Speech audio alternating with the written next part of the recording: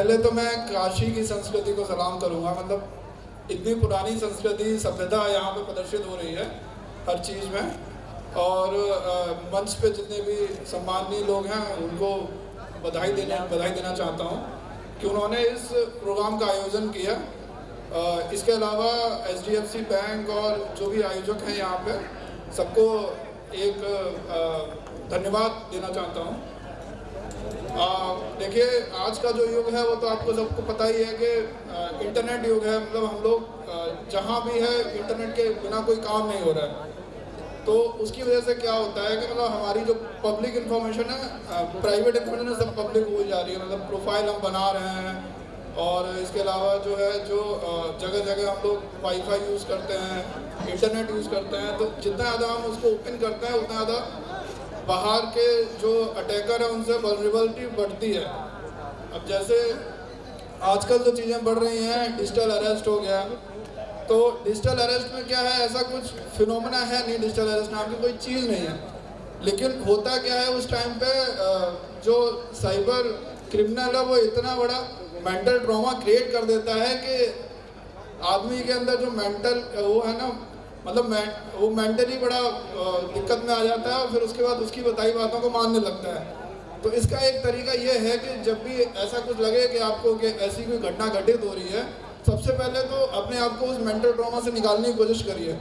मतलब उसकी कंटिन्यूटी को ब्रेक करिए। जैसे उसमें होता क्या है ना कि वो बोलते हैं कि आप आधे घंटे में पैसे ट्रांसफ़र करिए या फिर 1 घंटे में करिए। तो उसको टाइम को बढ़ाते जाइए, अपने लोगों से वार्तालाप करिए, उसमें पुलिस को सूचित करिए। तो अगर आप उस कंटिन्यूटी को ब्रेक करेंगे तो आपकी उसमें क्या होगी ना, मेंटल एबिलिटी बढ़ेगी और आप उसको बाहर बताएंगे, पुलिस के पास जाएंगे, 1930 पे कॉल करेंगे।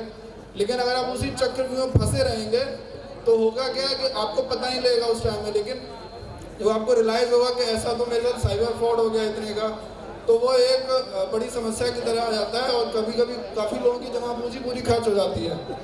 तो इसके लिए आपको सतर्क रहना है। और आजकल क्या है ना कि मतलब कोई भी किसी भी लिंक पे क्लिक कर देता है और कहीं से भी कोई अननोन सोर्स से कोई डेटा आता है, कोई भी इमेज आ रही है, उस पर क्लिक ना करें। उसमें ये होता है कि अगर कोई लिंक आ रहा है तो वो आप लिंक को क्लिक करते हैं तो वो एक बग रहती है, वो बग के थ्रू आपका पूरा डेटा निकाल लेते हैं। फिर उसके बाद आपके यहाँ आपके सिस्टम में या फिर आपके लैपटॉप में, आपके मोबाइल में एक अलग से बग इंस्टॉल हो जाती है, जो जब भी आप अपना UPI यूज़ करेंगे तो आपका पासवर्ड ले लेता है, उसके थ्रू आपका पैसा निकाल लेता है। तो अब इन सब चीज़ों का ध्यान रखें कि कहीं भी पब्लिक प्लेस पे कभी मतलब जैसे अपना इंटरनेट यूज़ कर रहे हैं या फिर पब्लिक वाईफाई का प्रयोग कर रहे हैं तो ज़रा सावधानी बरतिए उस चीज़ में। और सबसे बड़ी बात यह है कि हम जितने जागरूक होंगे उतना ही हम लोग इस चीज़ से बच सकते हैं, क्योंकि जागरूकता ही इसका बचाव है। इसलिए जैसे चीज़ है ना कि आपको डरना नहीं। अगर किसी के साथ ऐसा फ्रॉड होता है तो ये नहीं कि आप पब्लिक शेमिंग होती है लोगों की कि मतलब पब्लिक को पता लगेगा तो वो सोचेंगे कि इसके साथ तो ऐसा कुछ हो गया है। तो ऐसा मत सोचिए। आजकल ये बहुत ही कॉमन फिनोमेना है। इसीलिए आप बिना वेट किए, सबसे बड़ी इंपॉर्टेंट बात, बिना वेट किए तुरंत के तुरंत उसकी इन्फॉर्मेशन दीजिए। 1930 पे कॉल करिए, cybercrime.gov.in पे आप कंप्लेंट रजिस्टर करिए, NCRB पोर्टल पे जाइए, हमारे थाने पर आइए, साइबर क्राइम थाने पे कंप्लेंट करिए, साइबर सेल की हेल्प लीजिए। तो अगर आप ऐसा कुछ होता है तो इसमें अगर इन सब प्रक्रियाओं को अपनाएंगे तो बहुत जल्दी क्या होगा, आपका पैसा जो गया है वो होल्ड हो जाएगा। जितना जल्दी आप कंप्लेंट करेंगे उतना मैक्सिमम पैसा होल्ड होता है और उतना रिटर्निंग की कैपेबिलिटी बढ़ती है। अगर आप उसमें लेट करते हैं तो इसमें ये है ना, प्रोसेस ऐसा होता है कि जितना आप टाइम लाएंगे उतनी जल्दी पैसा ट्रांसफ़र होता रहता है। जैसे किसी के अकाउंट से पैसे निकले तो जो क्रिमिनल्स हैं वो क्या करते हैं, साइबर क्रिमिनल, उनके एल्गोरिदम चलते रहते हैं। मतलब मिनट्स में ट्रांजेक्शन होते हैं। कभी एक अकाउंट से दूसरे अकाउंट में ट्रांसफ़र किया, दूसरे अकाउंट से तीसरे अकाउंट में ट्रांसफ़र किया, तो लेयर बाई लेयर ट्रांजेक्शन होता है। और अगर ज़्यादा लेयर में ट्रांजेक्शन होता है तो वो लोग ATM से पैसा विड्रॉ कर लेते हैं। और जब ATM से पैसा विड्रॉ हो जाता है तो हमारे पास बहुत कम साधन होते हैं कि उस चीज़ को इम्प्लीमेंट करके रिफ़ंड करवाएं।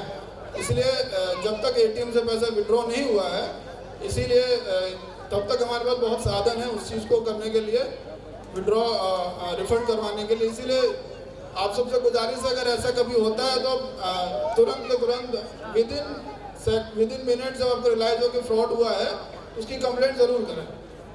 और जैसे आज एक हम साइबर क्रिमिनल से मिले तो उसमें यूपीआई वाला फ्रॉड जो होता है कि जैसे कुछ लोग आते हैं आपके पास, बहुत सारे बिजनेसमैन हैं यहाँ पे, कुछ लोग आपके पास आएंगे बोलेंगे कि आपका जो यूपीआई फ्रॉड है, ये यूपीआई सही से काम नहीं कर रहा है, हम इसको चेंज कर देंगे, आप उनको थोड़ी बहुत फीस दे दीजिएगा। तो वो क्या करते हैं, उनको पहला फुसला के अपना यूपीआई जो है वो ले जाते हैं, फिर उसमें क्या करते हैं अपना क्यूआर कोड इंस्टॉल कर देते हैं और फिर जब भी पेमेंट होता है तो उनके अकाउंट में जाता है।